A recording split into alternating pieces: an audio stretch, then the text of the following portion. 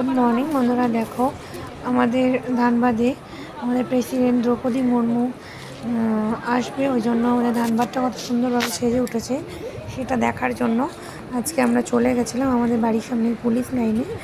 তো বাড়ির থেকে সামনেই তো এখানে দেখো কত কত লোক ওনাকে দেখার জন্য সবাই অপেক্ষা করছে। তো আমিও চলে গেছিলাম এখানে।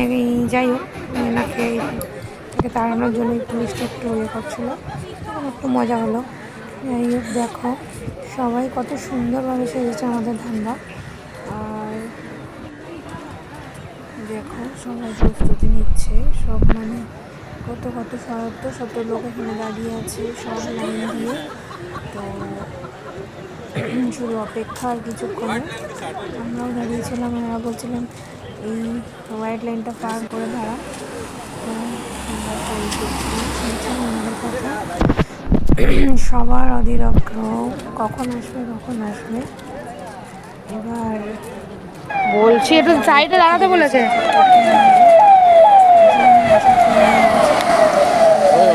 না এখন আসেইনি।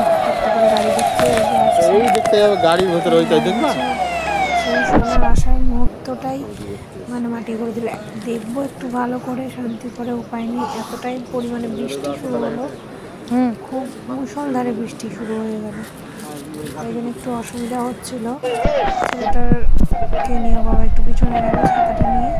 এই যে ওনার গাড়ি ঢুকছে, দেখাচ্ছি তোমাদেরকে, একটু দেখো।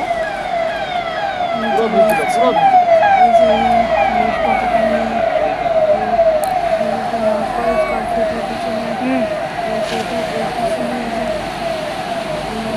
পিছনে এই যে ওনার গাড়ি।